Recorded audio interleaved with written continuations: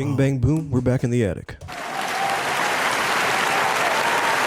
As we go on, Tommy Tynes, Money and Breakfast, back in the attic once again. One of the things that we always celebrate the most about this area is the fusion of different styles that can take place. So to really demonstrate that, we bring you somebody who encompasses that fusion in their music. Ben Boh, ladies and gentlemen.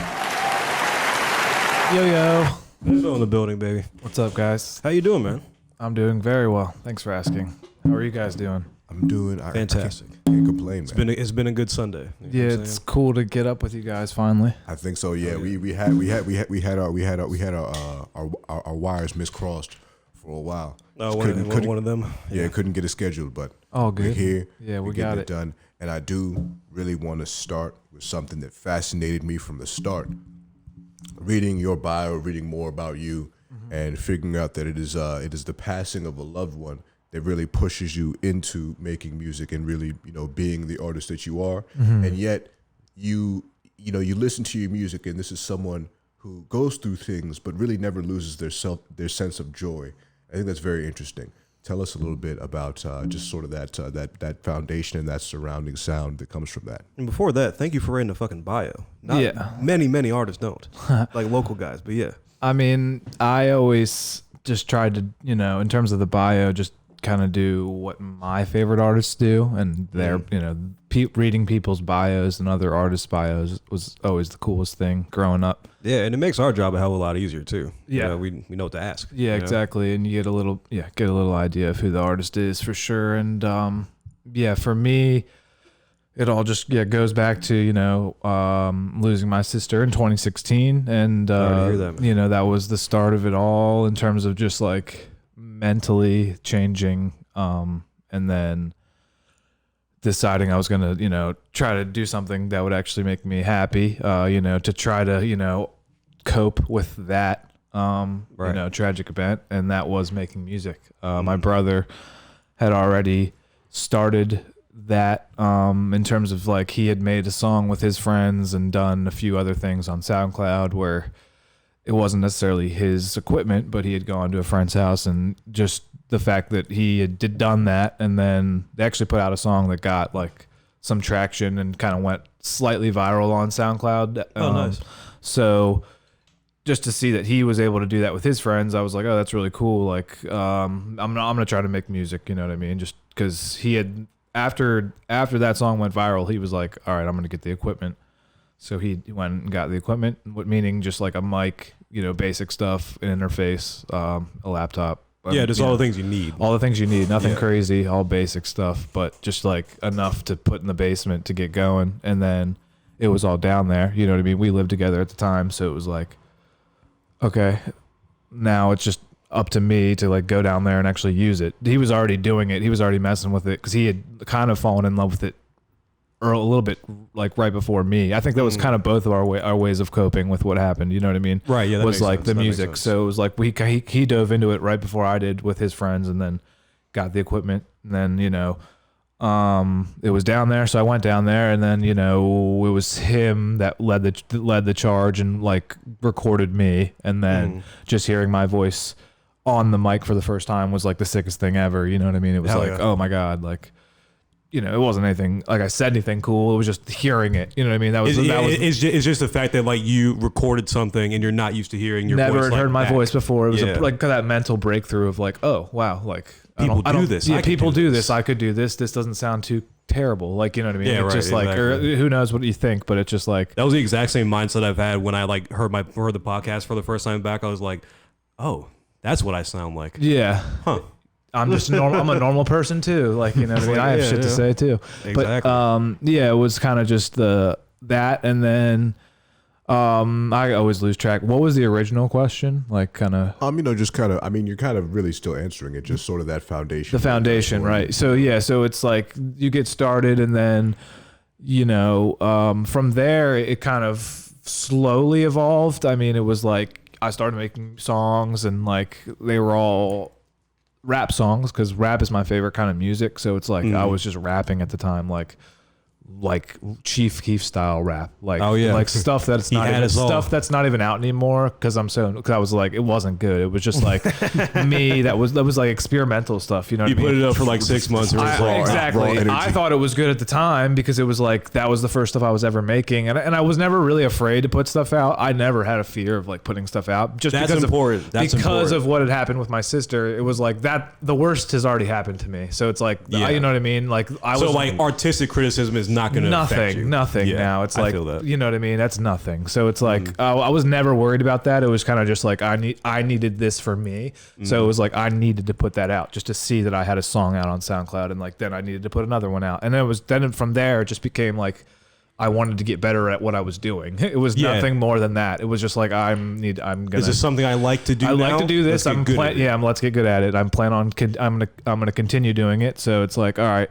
So, you know, you just like develop your sound, without really even knowing that you're developing your sound. You're developing your sound. You know what I mean? You're like, just keep cranking out songs, and it's like slowly but surely, you're like, I'm still rapping, but I'm kind of like getting into my style of rap more so than like trying to mimic someone else. You know what I mean? It's like, okay. Yeah, because I was gonna say, like, you know, like when we were like going through your all your tracks and whatever, just like for like, you know, general research for the pod, it was like, yeah, you have a very almost pop like sound now. You know what I'm Absolutely. saying? Like, I don't know if that was like more of a recent thing that you're sort of like discovering about yourself, or like this has always kind of been a thing. But like the style of rap you have is very like radio friendly and very Yeah. like we're listening on the way here. It's just like our boy Gersh said, it was like, oh, that sounds like it could be on 2K. Right. You know what I'm saying? Like stuff like I'm that. so happy to hear that because I love 2K. I play it all the time. I was just Hell playing yeah. it before I came. But I see you got the LeBron. yeah, That's LeBron, the joint? biggest Yeah, LeBron yeah. fan you probably ever met too. I don't know if ever. But you're a everybody knows LeBron that. GOAT person. Yeah, I respect big it. LeBron guy. Always have been. Not you know, this has been since I was a child. Nothing new. But Yeah, man. You and this one can talk about basketball for right. hours, I Yeah, I'm imagine. sure. I mean, there's the DMV's like the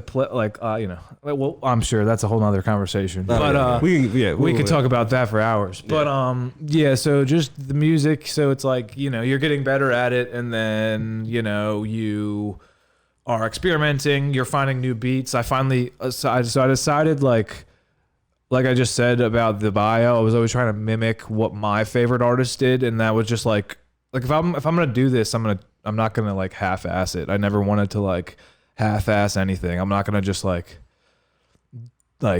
and like maybe it just to it may do have it. looked like I was half-assing it, but because of like it wasn't that great at first. But I was always It always looked like a beginning artist is half-assing because they don't know what because to they don't do. know what they're doing. But Yeah, they don't know what 100% they're of the time, I was giving it my all. You know what I mean? And that Yeah. was like really important in the development stage. So that basically led me to go to LA. You know what I mean? That was the first major step in my career. Was like, all right, I've been doing this for now like a year. You look like an LA guy. I've been doing this for like a year. Like now I know how to like do this kind of, but it's like I have nothing to show in terms of like a music video or anything too cool yet. So it's like I knew. I don't know, man. I think your stuff's getting a lot of views. No, I'm not talking about right now. Oh. I'm talking about we're talking about so I've been making music now for 5 years. Right. So we're talking about like back when you were starting. I'm a year in right now in the Gotcha. conversation. So it's like Gotcha, we're a my year bad. in. My You know bad. what I mean? No, you're good. We're a year in. We're like making music, and so basically, I decided to go out to LA, and that was like the big turning point, and just like, oh wow, like, all right, I do want to take this seriously. Now that I'm out in LA, I'm meeting new people that are just like me. I'm finally meeting artists for the first time because I'm from the DMV, and just like you guys are, and Oh yeah. I feel like, in my opinion, there's not that many artists around where we are in terms of just, there are maybe, but they're like closeted artists just because. Not when you like I guess with like the year in right now where they're talking about. Right. At that point, you are right. You know what I mean? You are right. Like when I was at that point, there wasn't as many people like doing it in this area, like at all. And it was like kind of not, it was just not, you weren't getting a pat on the back for doing it around here. It was just Yeah. like people were kind of looking at you sideways, like, okay, It's you're getting a lot better now. now. Oh yeah, for sure. It's getting a but yeah, lot 5 better years now. ago is what I'm thinking about. So it's like 5 years ago. Oh yeah. You're So like, I was you're- like right out of high school. yeah, so I'm like, you know, I'm getting looked at sideways. Like, what are you doing? You're making music. All right, that's kind of weird. You're an but artist. Like, and who do you think you are? You're from Yeah. you're from you know You're from from Albany, here, Maryland, bro. Oh, like, only. Oh yeah. Hell like yeah, you're dude. not. Who do you think you are? But anyway, so I'm like, all right, I'm going out to LA. So I went out to LA, literally like just did everything I felt like I should do in terms of like what an artist would do. Like I like, you know, got the rental car. I, you know, had somebody taking photos and video of me the entire time. I went to, you know, booked like as many studios as I could afford to book in the nicest possible studios. I, you know, all the things they told you. All the things that not even no one told me anything. I just decided I was going to do that because I felt like that's what I should do. And like, so the biggest step was like DMing this guy named Avion John, and Avion John was the first major like videographer that I ever worked with, and I would give him a lot of credit in really giving me the confidence to want to continue my career, because after doing my first video with him, Lemon Haze, which is taken down now, it's just archived right now because of just some other reasons, but that was one of the major first videos that I released with Willie D, another artist around here. But that video like got a lot of good traction. It also looked really cool. Like it was like he had done videos for trying to think about at the time. I think he may have worked with Post Malone. He had worked like early Post Malone. He'd worked with let's think about people we all know. I think he worked with like, I don't know if you guys know Space Ghost Perp, or like he had worked with like he had worked with just a bunch of people that are like in the industry already, you know what I mean? Oh, the fall from grace. So I knew him based off of just seeing him on Instagram. So I DM'd this videographer. So he had like hit me back, and he was really cool. We worked together, whatever. But that was the start of like me, okay, putting out a video that I really liked, that got a lot of good traction. All right, I'm going to go back. I went back like the next month, did the same exact thing, you know what I mean? And then like when you're going there, I'm like staying for 2 weeks at a time. So I'm starting to meet a bunch of people. I got a big network out there just because of all the moves I was making, just seemingly were all going so well. Like everything felt like this feels so weird. Like everything felt like I was supposed to be there. You know what I mean? This is right. Yeah. It's falling into place. Everything's falling into place. I'm meeting. So was that ever like a weird feeling for you? Just like when things were like starting to fall into place. You're very like, weird. Like I don't. It should happen like this. You know? So weird, dude. So yeah. So that's where I made my video. My first like producer, which is like the guy I started to really work with. His name's Johnny Juice. And Johnny, of course, coincidentally, is from the DMV. We meet in LA though, so I'm in a showcase in LA. Him, and another artist, Egypt, who I also became really good friends with. We meet in LA, and we're like, "Oh shit, your set was really cool." I didn't go up to them; they didn't even say where they were from. So I mean, I went up to them, but I didn't go up to them because they were like, "Oh, we're from the DMV." I just went up to them because I fucked with their set. Yeah, it was like you're dope. So I was like, "What's good?" Like, "Oh, what's good?" "Oh, yeah, I'm from Virginia." "Of course you are." Like, you know what I mean? Like, you're nice. Of course you are. Yeah. So it's like, you know what I mean? All right, bet. So now we're all right. I guess we're best friends now, kind of thing. So it's like we go back and like make like 15 tracks that night, literally, and like just the chemistry was like instant, you know what I mean, with him. And then like so me and Johnny Juice ended up like cranking out, you know, my first like 3 albums together. So it was like after that, it's just like working with him, getting the producer artist vibe together, and just like him now knowing by like album 2, it's like he knows exactly what Ben Boh wants. There's a Ben Boh style beat now. Nice. You know what I mean? It's just like, hey, Johnny, cook me up a Ben Boh beat. Like, that's what it is. It's easily, like, that's what it was at that point. So it was like, okay, bet. Now I finally have a producer that knows exactly what I want. Now I'm developing my sound, because now it's like, after year 2, I kind of knew what I wanted to do, which is, you know, still evolving. But it's like, at that point, it had gotten to the point where it was like, all right, this is like who I am. You know what I mean? And then like, 100%. So yeah, it's just like, it started to go really well at that point, just in terms of like, I started to get a little bit more traction, like from like 100 views to like, you know, a couple thousand views per drop, you know what I mean? Which is pretty cool. At the time, I'm like, all right, this is like getting some traction. All right.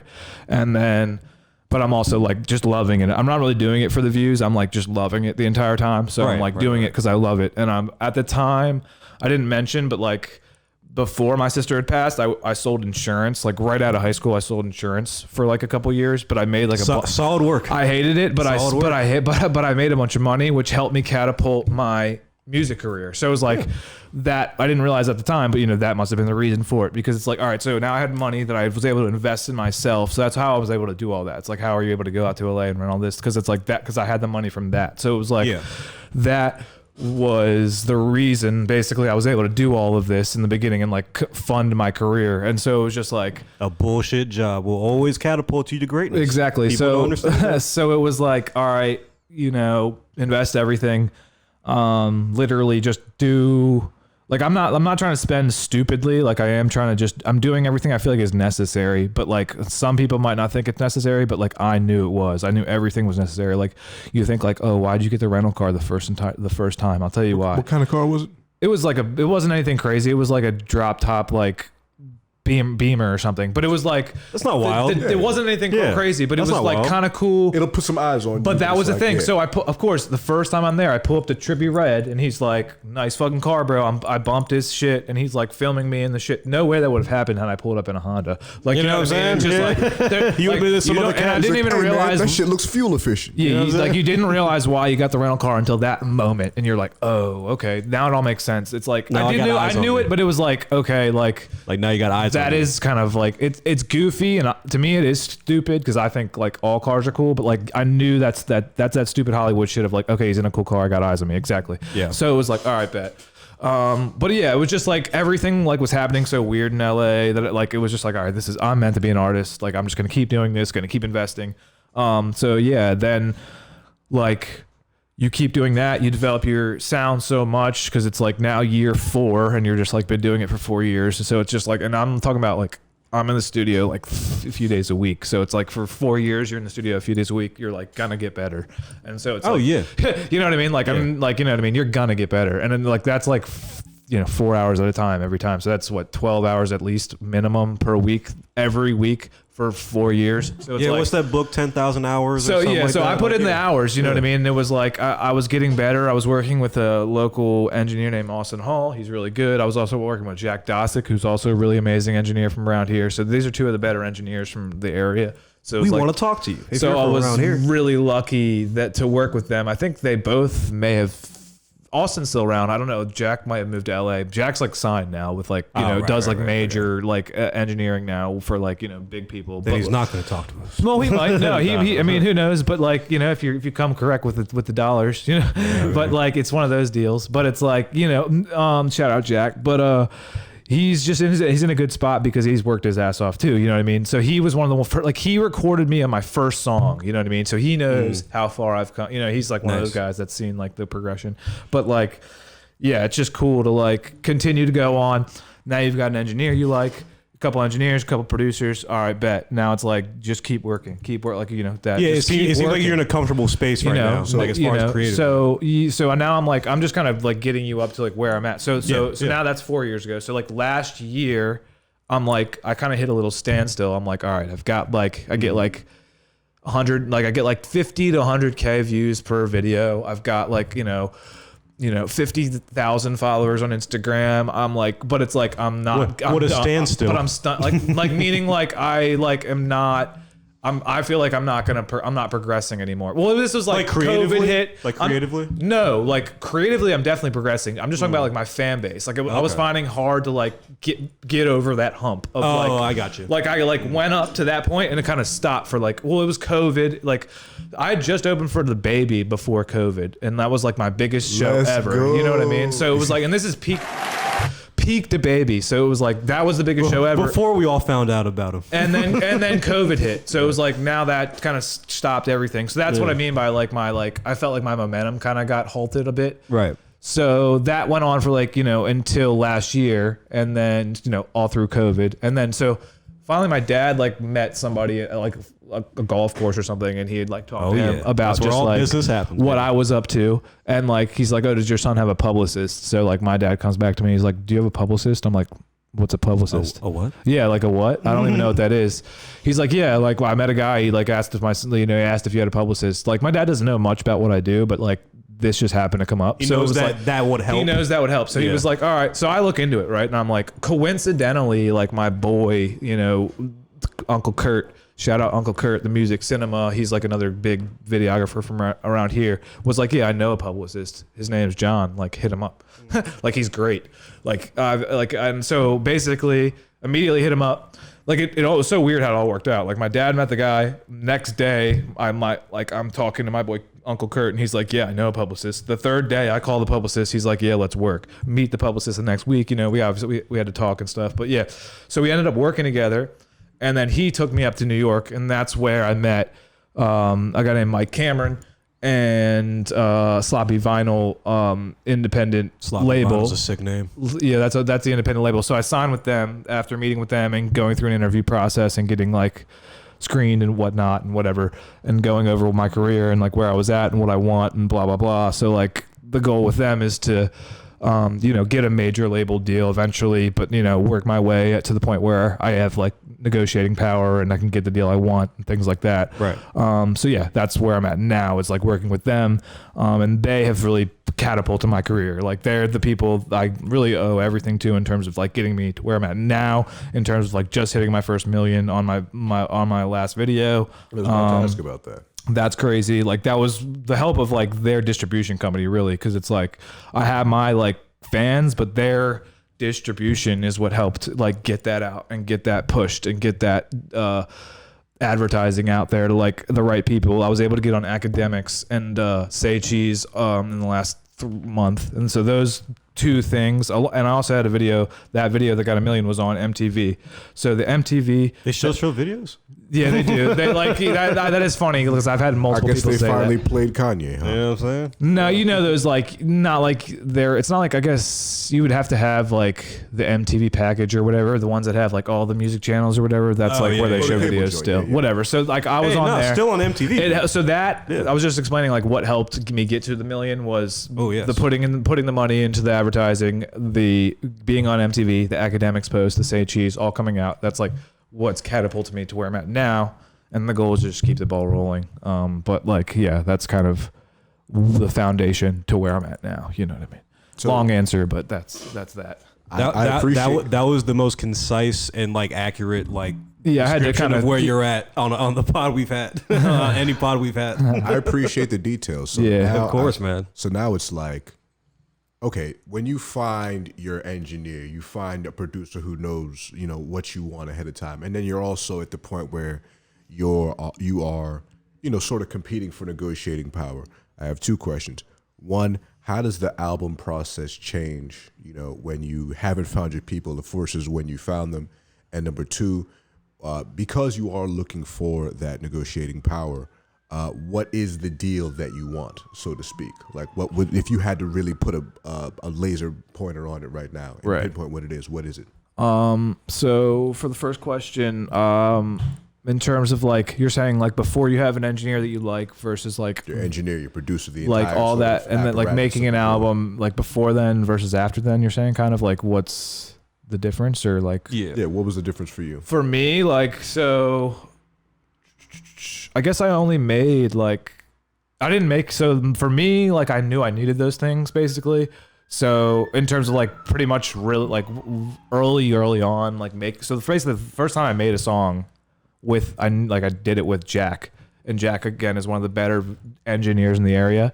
So I immediately got that experience of like, okay, I did it with somebody that really knew what they were doing, and like that guy really could fuck with the computer in a really quick way. And I have ADHD, so I need someone that's like fast, and I can't have like quick. I can't have an engineer that's like doesn't really know. Like as like I encourage all people to learn, and there is that phase of like being kind of slow with it. But it's like for me, I needed somebody fast, so I was lucky enough to work with him early on to know that I wanted an engineer that was good, and like that was going to be an important thing to have.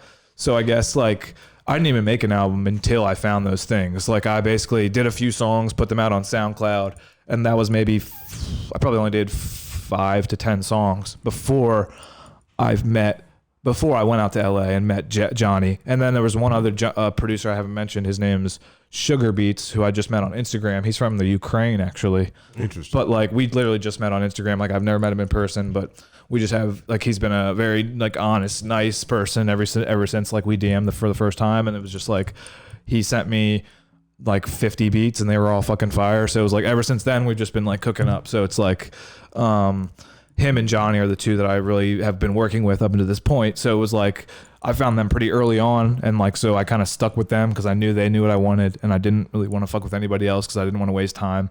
And then in terms of the engineer, like Jack, who I first worked with, was like good friends with Austin Hall. So he quickly introduced me to Austin. He's like, Jack had been in LA at that point, but he's like, my boy Austin's back at home where I was at this point here. And he's like, yeah, go hit him up. Like, go to him. he's like just as good as me, if like, you know what I mean? So it's like, all right, go to him. Then you just develop the relationship with Austin, and it's like, okay, now you crank out, you know, Before the Fame 1, which is my first album. And that was like, that was that, you know what I mean? Like I worked with them on all my shit, you know what I mean? Ever since then, like it was like pretty early on. And I actually haven't mentioned,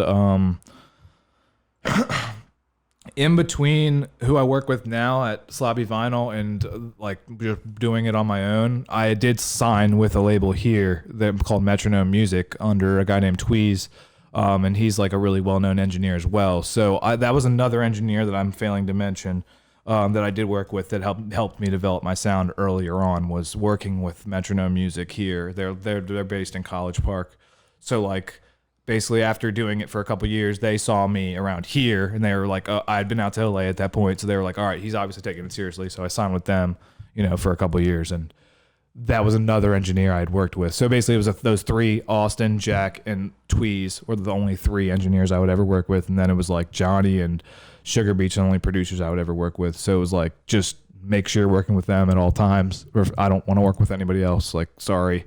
And hey, no, they got your sound right, bro. You know what I mean? They got my you don't want to fix what's not broken. I don't. And it's like Yeah. studio time's expensive. So it's like, you really don't want to be wasting time, and you can't have someone that's not going to like be on your level at the very least. You want someone that's better than you. You know what I mean? So it's like, Oh yeah, you always want to be around people who are smarter, and it's a little bit. That was better the case than for me. It was Yeah. like Jack was a better engineer than I was artist, and Austin was too. So like that's what I wanted, was like to get to their level, you know, as an artist. You know what I mean? So it was like 100%. you know, so that was cool to like work with people that were really good at what they did early on, just to have that professional sound. You know what I mean? Oh hell yeah! I wanted to go back just a little bit, like before you were like started to make music and whatever. You know what I'm saying? Like, you know what I'm saying? Like you said, like the reason why like you started making music, like your brother did it. You both kind of did it because the passing of your sister. Sure. Again, R.I.P. You know, I'm sorry to hear that. Thank you. And what was it about music? What made y'all want to do music as opposed to any other kind of art form? You know, like what attracted you guys to being musical as opposed to anything else? You know, like you didn't want to draw, you didn't want to act or stuff like that. I guess like for me, it was just like I always like was obsessed with music growing up and the culture surrounding it, like artists and like who they were as people and like how they portrayed themselves in the media and like what they wore and like like what they looked like. They And, were like, your I was like heroes, like hyper obsessed with that shit. Like I was the guy that was always trying to put people on to the new artists. Like I was the guy that was like, please give me the aux. I want to show you somebody that's going to change your life. And like, And you know everyone's what I like, mean? They're always like, and then you put them on there, or like, and then like they don't even let you put them on, but then they're playing them 3 months later, and they're trying to put you on. I'm like, I was trying to put you on to this 3 months ago, but now there's a new guy. If you want to listen to him, they're like, no, I'm on to this shit. It's like, all right, whatever. Well, you'll catch up. No, exactly. You'll catch up. So it's just like I was hyper obsessed. Like, but I guess I didn't know I was like being a student of the game before that. Like for me, it was like growing up around here in like the 2000s. It was like you were never encouraged that like you could do anything like that. It was kind of just like I don't even know. Like I just looked at them as like you said, superheroes. Like I'm a kid from here, and they do that, and I could never do that. Like that was my view of that. But it was Yeah, like, it was just so far and away. so far just and a away. thing, Like so I never became thought a it was big thing. possible. You know what I mean? So it was just like that would, but that's really cool. I loved it. You know what I mean? I was obsessed with 50 Cent. I was obsessed with Eminem. I was obsessed with like, you know, Bob Marley. I was obsessed with, you know, just Blink-182 and just people going forward, like, you know, just slowly but surely like defining more people as you go. You know what I mean? Definitely. And like, you know, just hyper obsessed with everybody. And then it's like, now you're obsessed with the new people that are driving, like the SoundCloud era. I was obsessed with that shit. Like I love mumble rappers. I'm not afraid to say it. I love like all that new shit. Don't be afraid to say it. Like I think I just loved everybody that was new. Like I love mumble rap. I love, you know, lyrical rap. I love all that. Like I love artists, and I love just people that are different and aren't afraid to show that they're like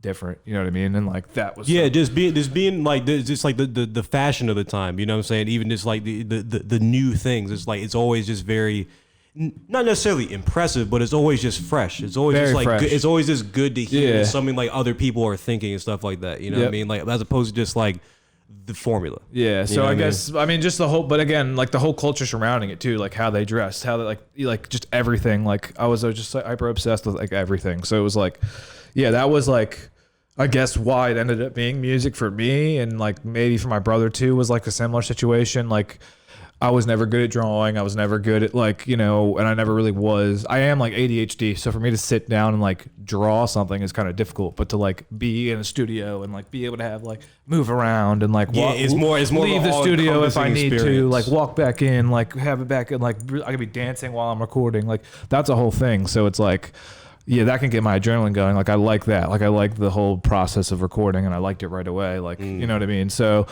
I think that's how it ended up being music. And like, yeah, I guess just like I wasn't great at it early on, but I did like have this feeling like for whatever reason, like I should keep doing this. You know what I mean? So like that was that. It was just like, all right, like I got to keep doing this, you know?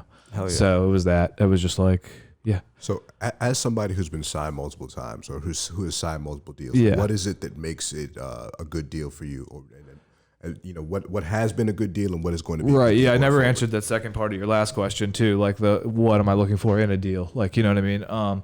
So for like the deals, it's just like everybody's different. So I like can't speak for like anyone else. You know what I mean? And no one else should speak for like. I hate when people are like trying to give advice on like deals and like social media and shit, because it's just like, bro, like your life's subjective. not. Yeah, it's so subjective. Like Russ and shit. Like I love Russ in terms of like but I hate Russ. Like I love Russ, but I hate Russ because he's so arrogant about how he like comes across. Like his message, for Columbia. His message is correct, but how he comes across and how he delivers it is not. And it's just like Perfect way of saying it. Like who the fuck cares? Like your business, just do you, bro. Like don't brag about the fact that you like made a smart decision and it worked out for you. Like And your dad works for Columbia. Exactly. Like fuck you. But anyways, nah, I can't even say that because I'm at the point where like he's gonna hear that shit. But Good. I said it. But, Ben Boh didn't say work with Ben Boh. I said it. Nah. But like, I'm not even gonna mention like. But like, it's just like I hate when people try to give advice on deals again, because it's just like for me, my life's different than your life, and your life's different than my life. So like, what you need at the time is different than what I like. So it's just like, what do you need at the time? And it's like, be honest with yourself. Like, you have to be self-aware, and like that's so important for me and like for anyone else. But like. That's in music is like self-awareness, and like you can't like think that you're like this thing that's like I'm gonna be independent and just like do like my own thing, and like you hope that everybody wants that. Everyone hopes everybody that. wants everyone that. wants to be it's chance. like, that's you know what not I'm saying? and like but it's like that's not how it works out for most people, and like it's just you know, and that's not a bad thing. It's not a bad thing at all. It's just like how it works out. And like, if you wouldn't understand unless you were in the industry, I guess, like you're like, maybe people that are listening, like don't even really understand. Cause it's just like, what do you mean? Like I can't even compare it to anything else. It's just kind of like, so for example, like if you're someone that like, It's like regular knows that you're going to be like put, like you're staying put because of X, Y, and Z reason. Like you have to stay in a certain area maybe.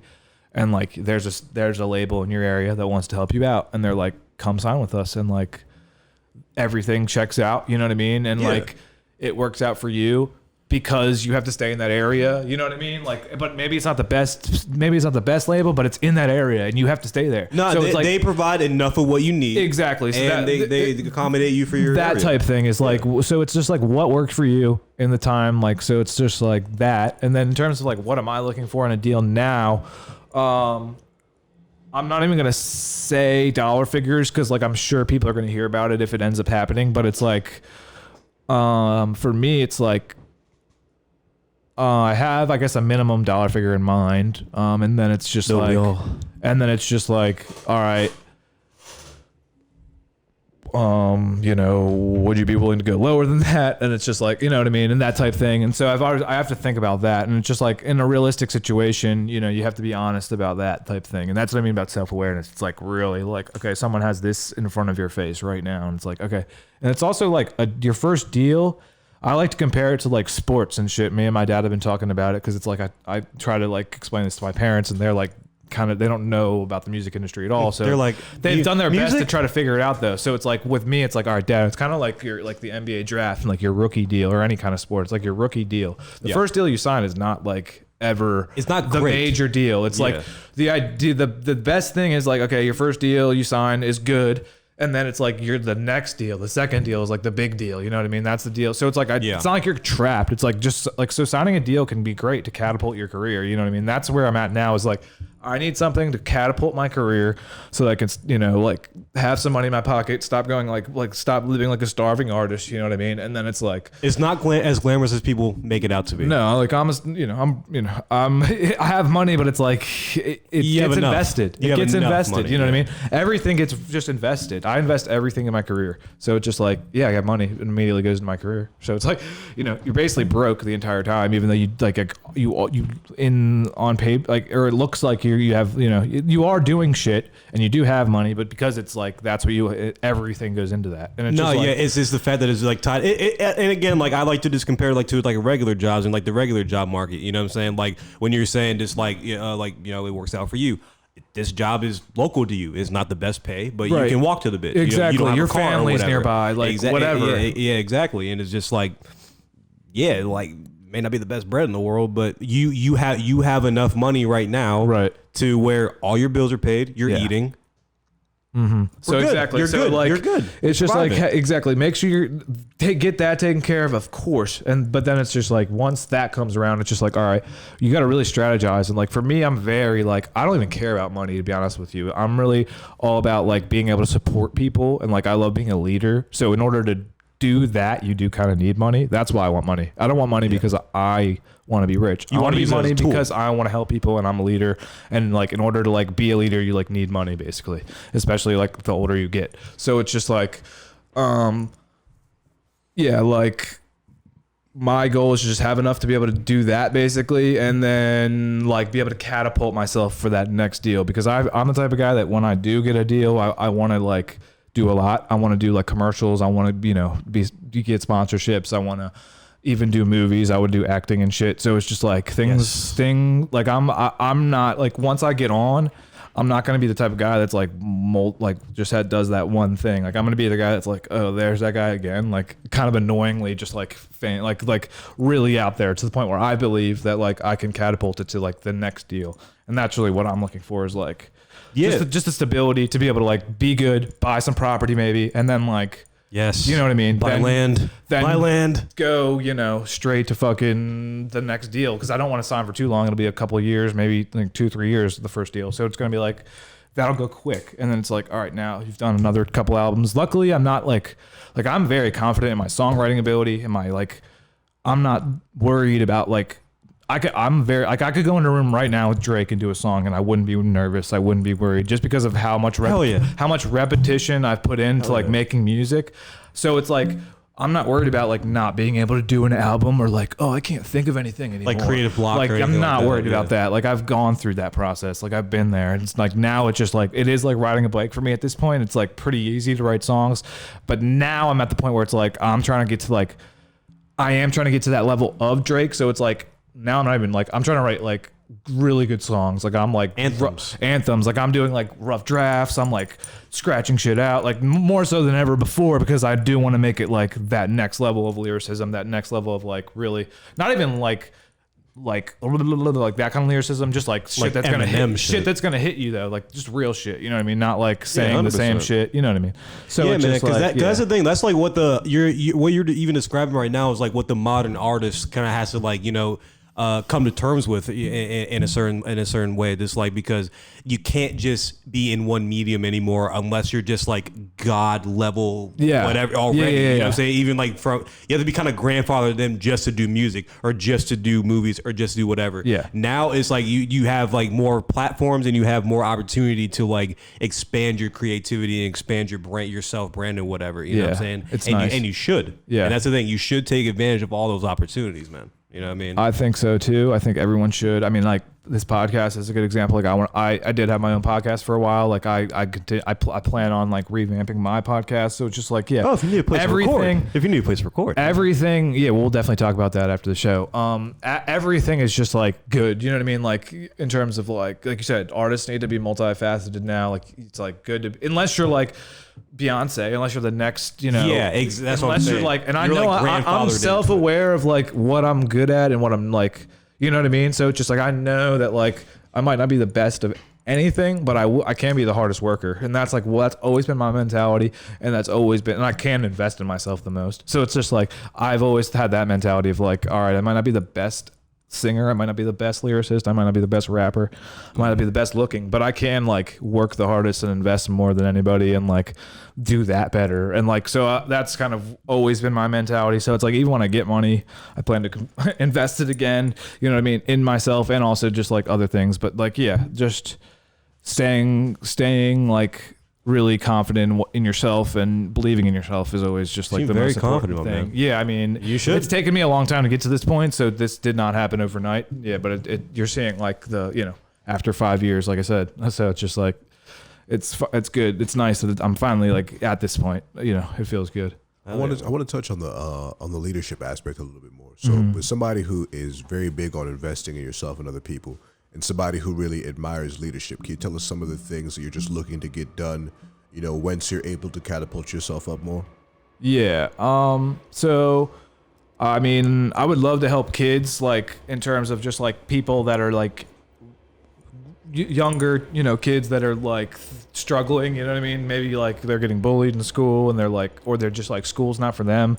Like they just don't know what it is, but they like, cause that was me, you know what I mean? I was that kid. So it was just like, I want to help those kids that like to find music earlier on, basically. I want to like provide like more outlets for people, especially in like this area for like that. Like I want to have like a class that like immediately puts like a mic in the kid's hand and is like, okay, record. Like not like, don't make it hard for somebody. Don't make it complicated. You know what I mean? That kind of thing. Like just like me, just like my brother did for me, kind of like have it all set up and like have a kid and press go and just see what he thinks about it. Cause that to me was like, that's what changed me, was just hearing it for the first time. So like, if you could do that for a kid at like 8 years old, like that might change his life and maybe he would start earlier on.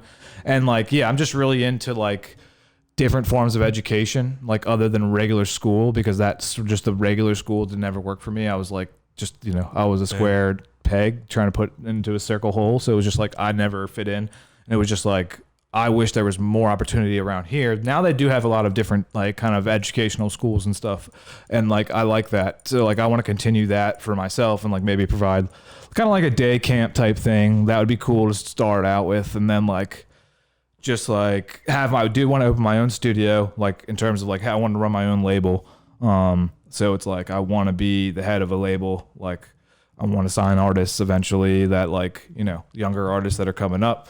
And I want to like help them like, you know, get deals, kind of like how, you know, my independent labels have helped me. So yeah, I would want to do that. I would want to get to the point where I have enough money to set up my own studio. Cause I know like, now I know exactly like what I would do. Like I know exactly what's needed for like, it's not much. It's really just about the most important thing that I think a lot of people go cheap on is like the aesthetic of a studio, because it's like, it is really, really expensive, but I would just invest all my fucking money in like to the sickest fucking studio ever, because that's so important of like having like a good vibe and like feeling like you are a fucking super rapper before you even are, like just because you're in there recording, you know what I mean? That type vibe. Yeah. Like, oh, I'm in here. No, like my friend's not in here, so I must yeah, be. when you look good, you feel good. When you feel that good, you type play shit. good. So just like really, like, you know, I would love to open up a really nice studio. That's really my only point, is like, you know, have it be nice around here, that type thing, and like kind of go from there. You know, just kind of just be able to like help kids, you know, younger kids, and then also help younger artists, not necessarily kids, but people that are all like, that are, you know, trying to do what I do, you know what I mean? And then, 100%, you know, that type thing. So yeah. Like sort of in like that vein of the conversation is like helping younger artists and like younger kids or whatever. Just like, I guess like, what are like, I guess a couple points you would point out to a younger artist, someone like who's trying to break into the industry like you did. What are some things they can do right, like at a young age right now? You know what I'm saying? Like a couple of things. Cause one thing I think like is very important, like you touched on a couple of times, was that the connections you already had. You know what I'm saying? The people who are already in your life, like helping you out and stuff like that. Like connections are very, very, very important. Very like, important. The people you know are very important, man. Oh, yeah. As far as like the come up and whatever. Yeah. I guess sort of like besides that, could we touch on it a little bit? What are like a couple other things you would tell a young guy? So yeah, say you don't know anybody, like that kind of thing, or like it's that. So, my biggest like the thing about like getting the equipment really at first is always kind of like that big like hump, because it is like, it's not too pricey, but it can run you like, you know, maybe, you know, $1,500 to $2,000 in terms of like fully getting everything. Just you need. everything. Yeah. Like laptop, mic, interface, and speakers. Like those all that together could run you up to $2,000 if you kind of want something like you could get it for $1,000 used. You know what I mean? If you want decent things. So like if you want something decent, like I guess you can go like cheaper, but like it's gonna be kind of pricey, especially for a kid. Like anything more than fucking $20 is a lot for a kid. Yeah. So I'm just like, that's gonna be something where you're either gonna have to like figure out a creative way to like work for that money. Or, you know, if you're blessed enough to like be able to convince your parents to like, you know, maybe give you like some money for some chores or something, like or maybe like, you know, like probably a Christmas gift, probably like a birthday gift. Getting that equipment is just really important. Like just get the equipment first, and then like, okay, now you have the equipment, and then it's like, I would like from there kind of just look. So from there you would look up YouTube videos of how to use the equipment if you don't know how, and then kind of just like start making songs like on like a Logic or GarageBand type thing, on like a literally just like by yourself in your basement, like, or in your room, and just see, kind of go from there, because believe it or not, that's like where you're gonna have the biggest learning curve of like trying to figure that all out by yourself, of like literally sitting there and going on YouTube and like sitting there for fucking however many hours trying to figure out this one thing, and then you finally figure it out. Like that's the kind of thing, like that's the kind of dedication you really do need to put in. And like you do, it's not a lot, it's not that fun at first. It's really hard. It's like, damn, like I just spent 3 hours trying to figure out this one thing, and like the song still sounds like shit, but like at least I did figure out that one thing, and like maybe tomorrow I'll figure out something else, and like the song will sound better. The small milestones. And that's where it's like, so I say that all, but it's like, that's where an engineer comes in, and it's like, you as the artist could technically not do any of that. So it's like, as a kid, I say get the equipment, because you're not going to know an engineer unless you know an engineer right away, unless you know an engineer already, or you can look one up. I guess you could look one up in your area, look up an engineer and go. You can look up Highlight Studios in DC and Rockville. Let me actually go back. I would say if you're not like already, if you're a computer kid, if you're someone that likes to like learn things and like figure things out, get the equipment. But if you're like me actually, and you're like someone who's like kind of retarded with computers, or like you're just like not like into computers, you're not the kid that's like, I'm not trying to figure that out, but I do want to sing. I would then look up a studio in your area and go to that studio, or like contact the engineer. A lot of times studios will have like a list of their engineers on like their Instagram pages or their websites, and literally contact those people either by text or like DM on Instagram and be like, yo, I'm trying to like come in and get a session. I want to book like 2 hours, and I've never done a song before, but I want to do a song. And I would specify that, and 100%. like tell them that you've never done a song, and be like, but I want to do a song, and like I want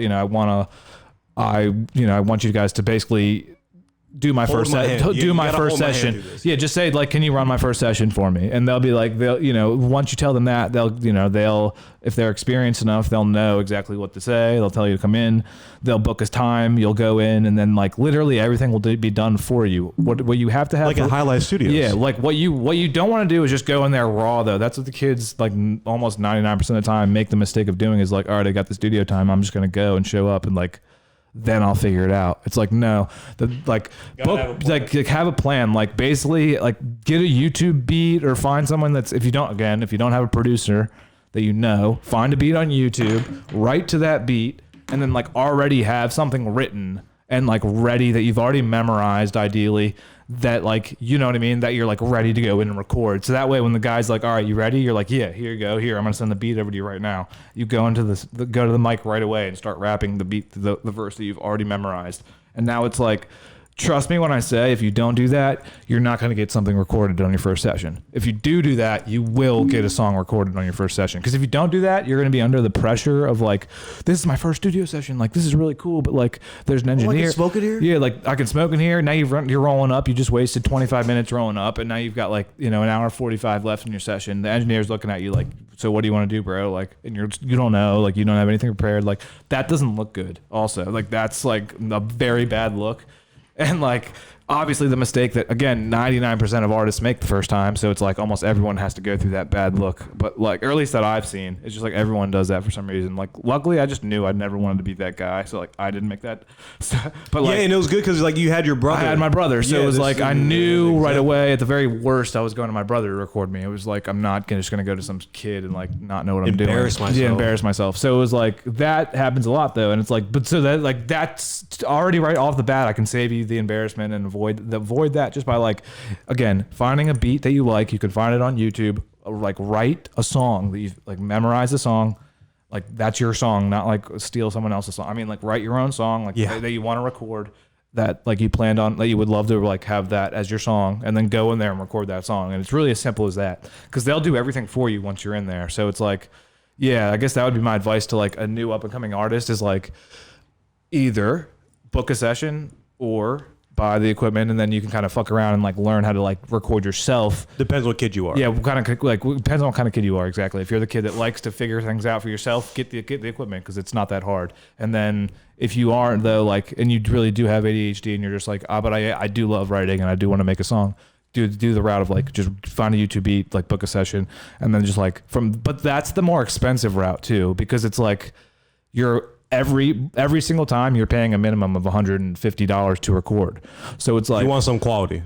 Yeah. So it's like, I guess that is less. Obviously, if you go in there one time, that's way less than the kid that had to buy his equipment for $1,000. But if you're someone that wants to fucking start making music, after 10 songs, you've already spent $1,500. So it's like, and that's on minimum. That's minimum. So it's just like, the money adds up. So it's just like, to keep that in mind too. So it's just like, the money is going to add up if you're not someone that like has taught yourself how to do things. If you're someone that's always going to rely on someone, like kind of me, I do that. I have to pay every step of the way I'm paying someone. So it's just like, just keep that in mind, that like, nothing's free. No one's going to be like, yeah, I got you. Like, I'll do that for free. Like, nothing's free. That's what a lot of people think too. It's just like, shit's free. And even like, if you know the homies and shit even like if you know the homies, that's the biggest mistake people make, is like, yeah, the homie will get me. And even if he says, even if the homie says he'll get you, it's like, don't ever put the homie in that position. Number one. Number two, it's just like the homie's now not motivated to get your shit done if he doesn't have it. Like, you know what I mean? If you haven't given him anything for it, he'll get it done whenever he has a chance, you know what I mean? And then it's like, he'll also maybe like half-ass it too, because like, that's what I would do if you didn't pay me.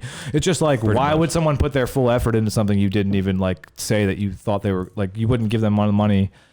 Like, you would pay a famous engineer to do it, but why wouldn't you pay your homie? That type thing. One of those things.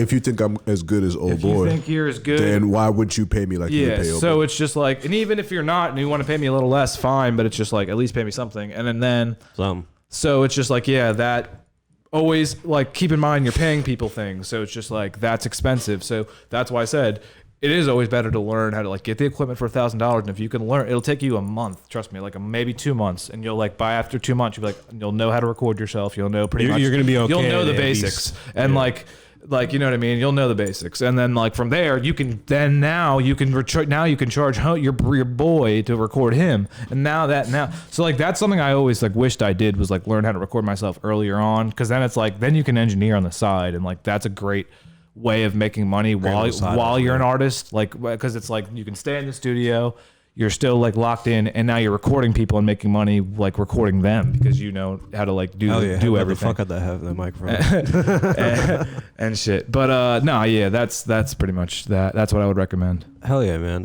Oh, like another thing I wanted to ask too is just like you brought up like the fact that you're like, you know, ADHD or whatever. You know what I'm saying right now. Like, how have you been? What strategies have you used sort of just like to overcome that and like the recording process and the creative process and like, I guess, how has that affected you like throughout? Yeah, it's been tough. Because a lot of people go through it now. Yeah, man, it's still like really hard for me. Like, by no means am I like, you know, figured really, you know what I mean? I'm not over it. I haven't like figured really it out. But it's just kind of like, on good days, you'll just like be mentally aware that you have that, you know what I mean? And that's going on. So it's like, you got to do your best to kind of like let not other, you don't have to say I have ADHD, but kind of like live your life knowing that like you have that going on. You know what I mean? Not making it other people's burden. And do not make it other people's burden, because that's the mistake I've made is like, you know, your ADHD or I'm also OCD. So it's like the combination of the two. Like I'm like very much a perfectionist. So like you'll be in the studio, I'll be in the studio like cussing like fuck,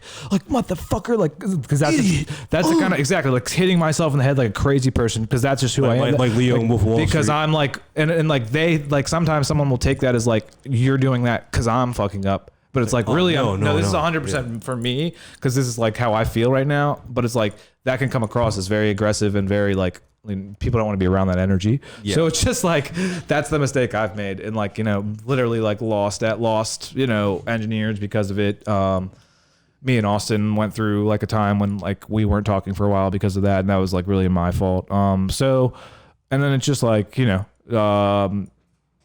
but you know, then you learn from your mistakes. You know what I mean? You learn. You're like, I never want to put someone through that again. I never want to make someone feel like that. I don't want to be that guy. That's not me. Or that guy was me, but it's not anymore. And I don't want to like put that out there to the world. Exactly. And like your negative sides are never what you are as a person. No, and that's really only not hurting anybody but me. So it's just kind of like, all right, you need to stop with that energy and shit. So it's like I've kind of just been trying to tell myself that. And also like that was kind of when I was in that like lull period of like kind of frustrating, like during COVID, like not really knowing what I'm doing and like not really knowing how to progress. So like I was kind of in a depression and like didn't know what I was doing, and like but I never stopped working. So like, but that's where I would like have those like fits of like, I'm working so fucking hard every single day, but I'm like, I'm not getting anywhere. That was really frustrating to me. Yeah. So I was taking that out on the mic. I was taking that out on myself, on like the engineer. So it was like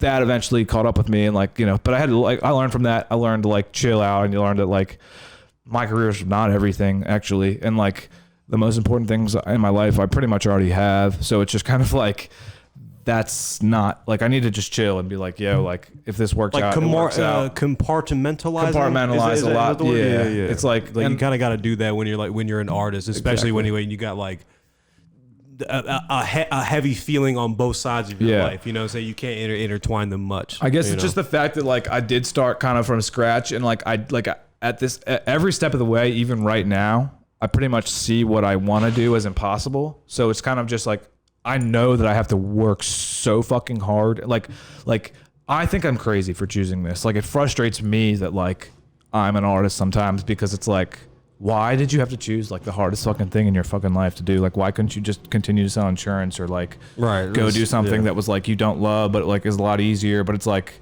just because this is so hard, like it's so like, it's literally like trying to become an NBA player. Like it's like that hard. Like it's like there's so many people doing it right now. Like the competition is so crazy, and it's just like, how do I get myself out there? Like it's crazy. So it's just kind of like, that's really frustrating sometimes, but it's just learning to like, again, compartmentalize it. Like you said, like this isn't the most important thing in my life. Like I guess what I'm trying to say is you can really get caught up in that. You can get caught up in like trying to be perfect and trying to like beat everybody and be the best and like get more Instagram followers and get more views, and like then it just becomes like not fun anymore. It becomes like, it becomes more of a game, and you don't enjoy playing it. Exactly, and I don't enjoy playing it at a certain point, because it's like, is this just like about points now, and like about like that's all this it's not even about the art anymore. It's just about like the points.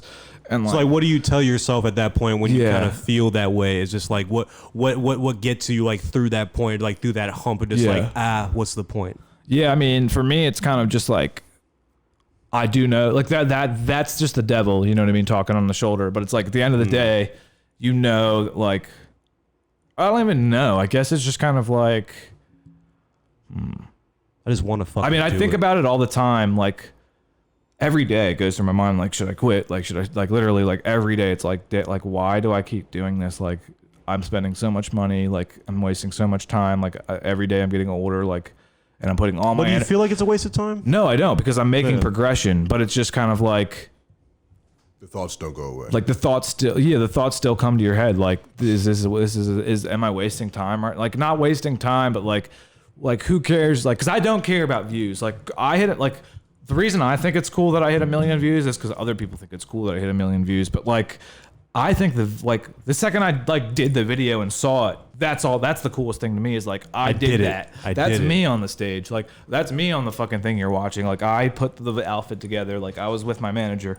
I remember the whole day. Like we went out to Times Square. Like I was in the middle of Times Square. Everyone was looking at me. Like to me, that's the coolest part of it all. So it's like just the journey aspect. The journey aspect of it, of doing it, and like in the moment. I'm like, so it's like after the fact is I honestly hate that shit. It's like, oh great, now I have to promote it, and like now I have to like damn, I made deal with dope. like haters and deal with like not even deal with haters, like deal with people that love it, and like just all of it is like that's kind of like exhausting to me. Although it is part of it, and like again, I'm a perfectionist, so I'm gonna do it. It's not like I'm not gonna like participate with that on like social media shit, but it's like because that is like the most important thing right now in terms of continuing your career. So it's like I have to be on that, but it's like for me, I just love like the creative process and like making the song, being in the studio, like writing it with your engineer, like coming up with the lyrics, like and then recording the video. Like the day of the video shoot is like so fun to me. Like everybody's like on the same page. We all have one thing in mind is like, let's get this video shot in the coolest thing possible. In the coolest way possible. Yeah. Everyone's on the same page. Like no one is cooler than anyone else. Like everyone just plays their role. Ben Boh, who's cool with everybody. Well, everyone just plays their role. Like my role today is I'm the star. Okay. And like, but like for me, it's like, I love working with the team that I'm with now because it's like, we really do like all treat each other with respect. And like, there are days when like, now I'm not the star. Cause I work with two other artists. One Law is like a Beyonce type singer. She's like, her name's Law, Law.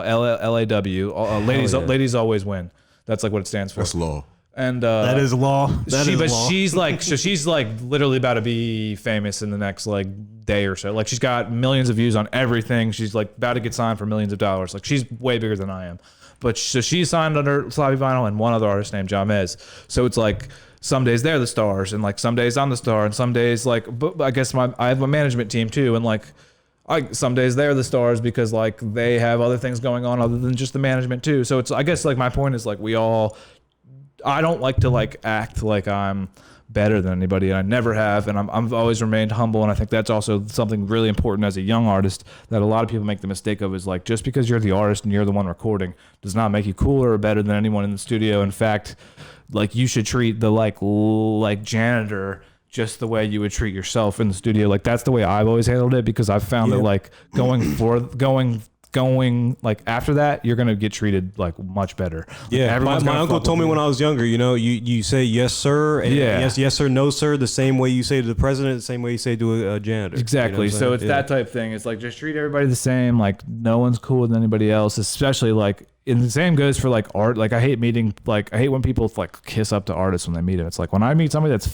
more famous than I am, I'm just like, what's up, bro? Like I still treat them like they're someone they're still a normal person. So it's like you have to handle it like that, and that's really what it is. So because that's what I've learned just over time is like after you finally interact with like a few of these people, like you're just like, oh, they're just like me, just like me. They're as scared and as anxious as I am at all times. No different. Like they just have a little bit more money, so they're able to like look cooler. Like that's really all it is like the money aspect of being able to like buy a little bit more clothes. Like that's why they dress better because I dress a lot better than most people who are rich. That's what I mean. Like so, it's like not right now. I just mean like that's what makes them stand out. So it's just kind of like, they're normal people. Everyone's like a person. So it's kind of just like. There's so many fucking shitty people in the industry too you have to deal with. Like, so it's all just about like sticking with it and like how long can you stay with it? Like that's the biggest thing. Cause there's so many artists that I don't know if you noticed, but like the people that fell off during COVID, after COVID, like how many people were like on before COVID and now no longer do it that like, or haven't put shit out since. Like there's a lot of people like there's a lot to me, I feel like there's a few like that I know that are like really coming to the top of my head. I would never name anybody, but I just mean like, there's not to say that they can't make a comeback, but I just mean like, it's all just about persistency and like how long can you continue doing this and like how long can you eat shit for pretty much. I don't know if you've listened to Joe Rogan, but they're like that type shit, but they always talk about like the comedian world is like eating shit for like as long as you can. Oh yeah, just being a comedian until you no longer. We That's both one of love the stand-up things- comedy. You know what I mean? And I watch a lot of stand up. That's one of the things I like the most is hearing them talk in depth about their own industry. And it's like, I had to be bad for so long. It's the same thing with music. Years. It's the same thing with music. It's just like, you're not that good. Like, you think you're good the whole time, but it's like now listening back, you understand why like homies treated you that way, or maybe like he said that because like you really weren't that good as you thought you were. Like, you know what I mean? Like, or it's not even like they like so. The big mistake everyone makes is like just thinking like anyone can do a feature with anybody, and like I always thought that too. I was a kid that would DM like Snoop know. Yeah, like hit up like whoever Gucci Man and be like, let me get a feature, and like be like, well, why didn't he respond? And like, but it's like he's a hater. It's just like exactly. It's just like, well, now I understand. It's just kind of like people are just so busy with what they got going on. It's like if you're really in this, you just have no time to like. You're doing this every single day, so it's like unless you know somebody that's really gonna like that you're rarely gonna do a feature with them. Just unless it's like a business thing that you both agree to. It's like I don't know. It's just there's very limited time, and it's just like you gotta stick with kind of like what you believe in, and not not. Eventually, you just kind of have like for me, I've learned that like going the solo route is just so important because like earlier on, you kind of want to do features with like your homies. You want to do features with like you want to put artists. your own people on. You want to like just do features. Yeah, but I agree. I definitely want to do that. Like once I get on, but like. You really have to develop as a solo artist, like at a certain point. Like so, like at a certain point, I stopped doing features and I just did all solo shit. Other than with my brother, we have like our own thing we have going on called Bo Bros. But like, Bo Bros. That's what's your brother's name? Cambo. I think he took my picture at some point. He may have. Yeah, he does like everything. He does videography. He does like camera taking. I definitely follow Cambo. Hell yeah. Yeah. So that's my brother. He's like, so he's kind of gotten into like the videography side of this whole thing, and like that's where he's gone with it. In terms of just the creative side, but he can do everything. He can make music. He can like record himself. He was the kid that bought the equipment. He was the kid that was on there. Like he figured it all out. Because he was cool as shit when I met him. Yeah, he's very cool. So. It's just cool to like be able to vibe with him, and like, I kind of got off on a tangent, but that's the podcast, baby. Yeah, right. But yeah, that's yeah. So tell me about being somebody who is a perfectionist and who is admittedly a perfectionist. What is the Ben Boh, I guess, song making and album making process like? Is it something that is very standardized, or is it something that adapts to the environment and the circumstance? Yeah, a lot of that actually. The second thing, like I adapt a lot, but it's also like I've been forced to adapt because of like either something I did or like a lot of times like people will go MIA, so it's just kind of like I gotta get this done. Like, so I guess I gotta hit somebody else up. That happened a lot. It was like somebody would go like, I'm not even gonna say names, but like someone would go MIA and I'm like, I've been recording with you. Like we've got a song that like we didn't finish. Yeah, like we got it. Come on. But it's like, it's like, so that happened a couple, like more than a few times. So it's kind of like, you kind of have to adjust then, but mainly, and like when things are going right, it's like pretty fucking simple. It's just like, like set up a schedule for recording. Like just having a schedule is like huge. Cause it's like, now you know when you're going to the studio and how long you're going to be there for. Of course. So it's like, for me, it was like, all right, come in like Tuesdays and Thursdays and Fridays from like, 6 to like midnight. And now it's like, all right, bet. Like now I know I'm going there, and now I know that's the time I'm going to be there for. And now I know like, I'm just going to try to get as much work in that time as possible. And I want to come prepared. Like I said, like I would always write demos before I went to the studio. So I would like be in my house with my brother, and like he would either record me like doing a demo, or I would just write to a beat that we found either from Johnny that I told you I know, or Sugar Beats, or like basically that would be it. I would get like beats packs from either Johnny or Sugar. I would listen to them at my house. I would write a demo with me and my brother, or just me by myself. I would have the demo ready to go, already recorded, and then I go to the studio and I record it. So it's like I'm ready to go right when I get to the studio. I pretty much know exactly what I'm going to do. I know what song I'm going to do. From there, it's just kind of like building on that. Like I did the rough draft. Now I got to do the final draft, that type of thing. So that's my process, is like, and then like even earlier on in the process, like how do I write? I like to like listen to the beat, and then I like listen and I like kind of mumble, you know what I mean? I'll like get the vibe of the melody and then write to the melody that I mumble. So it's like, you'll have a beat. It's like, and I'll be like da da da da da da da, and then I'll like be like, yo, what's up?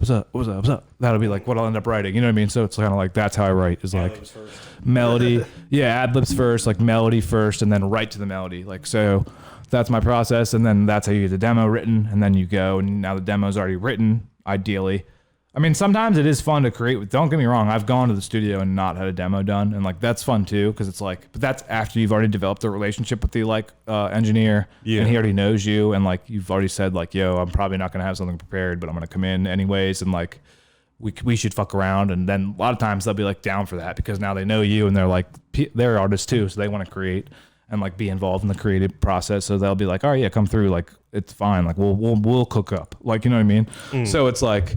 That's when you cook up with your engineers after you've already developed a relationship and like now you're like, you know what I mean? And sometimes that'll never happen. A lot of engineers are business only and it's like you're either paying for a session or you're not, and like we're not cooking up. Like this is just what I do. Hey, bro, like we're not friends. This is business. That happens a lot too, which is fine. But if you like are lucky enough to like develop a like friendship and like your engineer might also like to make music too. You know what I mean? That type thing. So it's like now you're like collaborating type thing. So like that's where I found myself was like, you know, a lot of times like collaborating with like the engineers I was working with, and like they would also make beats for me sometimes, and like then now I'm writing in there, so I'm staying longer, or I'm like I've already finished my song in 3 hours, so I have 3 hours of, you know, to kill, and now we're like doing a new song. So it's like that type thing happens a lot too.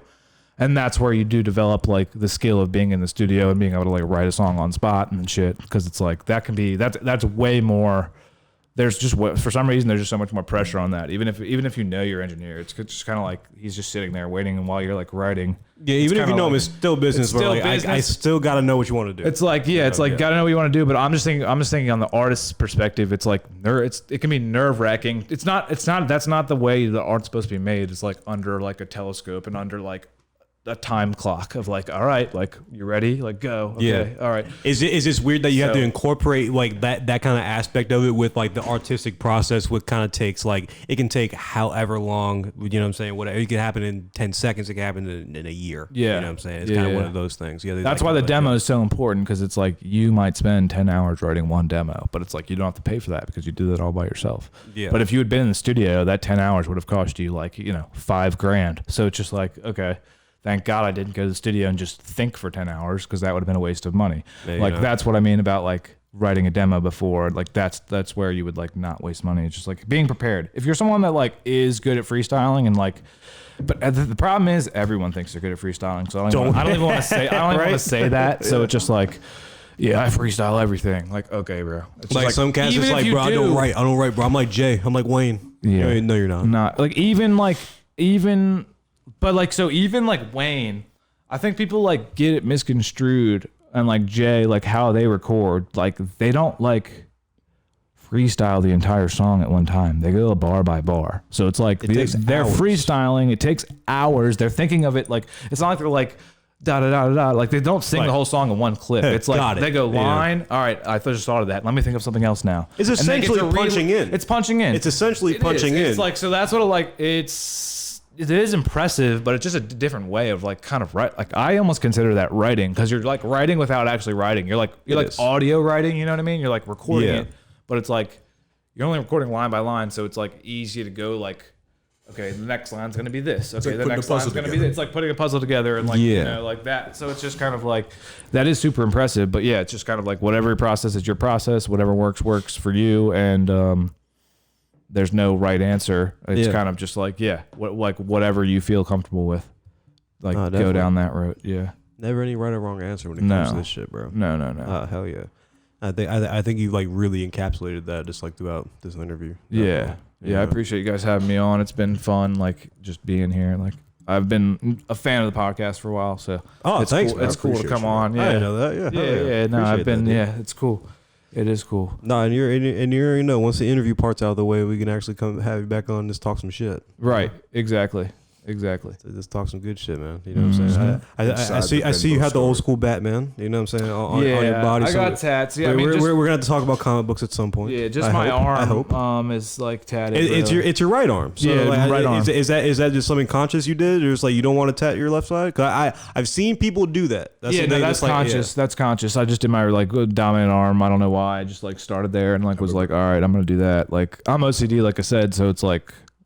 This one side's good. Yeah, one side makes sense to my brain for whatever reason. But like, I've actually been recently thinking about like doing my neck and like doing my chest. So it's like, not like I'm like super OCD. Like I would do other parts. It's kind of just like, at first it started out with just the arm. But it would be sick, just like completely just half. Well, half, right? Just completely half, like arm, leg, neck. Yeah, you know like all one side though, right? That would be sick. That would be hard. So I thought about that, you know what I mean? Because I gotta get covered up, man. Because I have 2 dumbass tattoos and I hate them both. Okay, because so I got them in my basement with my buddy's janky tattoo gun when I was drunk. So it was just like, where are they at? This awful one. this awful one on my body. All right. You can't tell what it is because it's peace nothing. Sign. It's a peace sign. It's a peace I sign see it, and then nothing. And then like a brand I was doing and I'm still gonna do at some point. But like it's just. Oh, dude, you could easily cover that up easily though and make it look hard as fuck. Yeah, they're all covered. So yeah, you got nothing to worry about. I mean, I got a couple that I need to like cover up too. Actually, like so this is yours like, look all right though. Yeah, that's like the thing. so. I would just suggest like anyone that's getting tattoos, unless they're a family member, like never get names on yourself, just because like no. I made that mistake. And it's not even like I'm not like cool with these people. It's just like I'm not as great friends with them as I was at that point. And it's just like, well, really so what this is I got Cambo, I got Willie D, I got Johnny Juice, and I got my boy Blue Day Chanel all on my arm. And at the time, those are really those are the 4 people I started making music with. So it's like, so they're important. They're important and they will forever be important. It's not like, even if we might not be best friends anymore, I didn't even get them on there because we were best friends. I got them on there to encapsulate that. Because these are the 4 people that I've started to make music with. That's why I got them. No, like, so it's like, they'll always be that. It's just like, you know, I did have a falling out with one of them at one point, and then it was just like, I've got this guy's name, and I'm pissed at him. I gotta, you know what I mean? But it's like, so I probably will cover the names just for that reason, and also because I want to get like another. But it's like at the same time, it's not like I regret anything, and it's like, you know, I really just want to continue, you know, getting all this filled up on my arm, and then go from there. Yeah, like I would go from there. Yeah, because I think I'm gonna fill up one arm. I can't do the right arm just because like. I don't know because just the right hand. I don't know. I can't like left arm. I feel comfortable. That's fine. With yeah, whatever reason. You feel comfortable with. It doesn't make sense, but I don't know what I'm gonna get because like I'm always on the fence of just like should tattoos mean something or should it just be shit that I want to get at the time? You know what I'm saying? Well, it always starts out like it means something at first. Like my first tattoo was my sister's name right here on my hand. Yeah, because that's like, beautiful. That, you know what I mean? That was my first tattoo, and then it was like I went up here and I did like the Ben Boh tattoo. And also Batman like, you know obviously means everything to everybody. But that was like after, you know what I mean? So like you get the like after you're comfortable, you're like, all right, fuck it, now I'm just let's get some shit. Like let's get some shit. Like let's have fun. And let's get LeBron. Like, let's get LeBron's fucking numbers and like, you know, it's just like so. It's different for everybody though. Like definitely, and like the color versus black. Like everyone has different like tastes, but it's all just like whatever you're comfortable with. And it's like in terms of the meaning thing, it always starts out like people's first tattoo always has to mean something, and like even their second tattoo. But like after that, you'll notice that you're just kind of like, oh, all right, like that wasn't nearly as like. I mean, you already have tattoos, so like you kind of know. But like like the more you get, you're like. That it's not even a big deal. Like no one cares. So like I might as well get more. Like that type thing. Yeah, because I just remember the homie came over with like just a 4-pack of Capricios and like a bad bitch, and it's like the bad bitch just started drawing and shit like that. I was like, oh, I'll get that tattooed right now. Nice. You know what I mean? She was like, no, you won't. And I was like, yes, I will. And I did. I mean, I like that, dude. That's a good story, and like you know what I mean. Like it's fun. Not all tattoos are like meant to be like. Stories are funner than actual meaning. Right. You know what I mean? Like actual stories are a lot funner in my opinion. The way I like to look at tattoos is like I imagined they were always there, and like all you did was like scrape off like the skin. Sick, like a sculpture. You know what I mean? Like as if they were always under your skin, and like all you did was like erase the like skin part of it, and like now it appeared. Like this is who you truly are. That's what I think. I think like someone like Da Vinci or something, like one of the sculptors back in the days. It's like, nah, like what I do is I don't chip away at the skull at the marble. I reveal what the marble was always supposed to be. That's kind of how I feel with tattoos. It's like that type thing. Yeah, man, that's sick. That's very poetic. Mm-hmm. Yeah. You're a very poetic person, man. I try to be. Poetry of Ben Boh, man. The poetry of Ben Boh, brother. You know what I'm saying? That should be the name of the episode. All right. You know what I'm saying? But Ben Boh, man, absolutely a blessing to have you on, bro. Yeah, dude, Thank thanks. you so much for coming on, man. Go ahead and plug everything that you have. Where can people find you on social media? Next projects, all that kind of good stuff. Yeah, for sure. So everyone can find me at Ben Boh on YouTube and SoundCloud and Spotify, Apple Music, anything you listen to music on is just Ben Boh, BNBOH. I just dropped a couple new videos. One of them just hit 1 million. Sick of Love by Ben Boh. So yeah, go watch that because that's like because we're all sick of love, aren't we? Exactly. I want to continue to like have that go up, and then yeah, that's really it. Instagram is ben.boh, ben.boh. Who took Ben Boh? Just regular. I know, right? You know what I'm saying? Some like, guy. Sucks, dude. I DM'd him too, but he didn't DM me back. Piece of shit, dude. What's $57,000? Like shit. He's not gonna make one bread. But that's it. So I appreciate y'all, and hit me up. Hit me up. Yeah. Hey, appreciate you too, man. You know what I'm saying? Everyone go find Ben Boh, ben.boh, B-O-H, Ben regular way. You already know who we are. Tommy Times, Money and Breakfast on all social media. Not on also, yeah, but you already know what it is. Attic and Friends on all social media. You already know what it is. Buy Guns and Land, and we will catch you next time.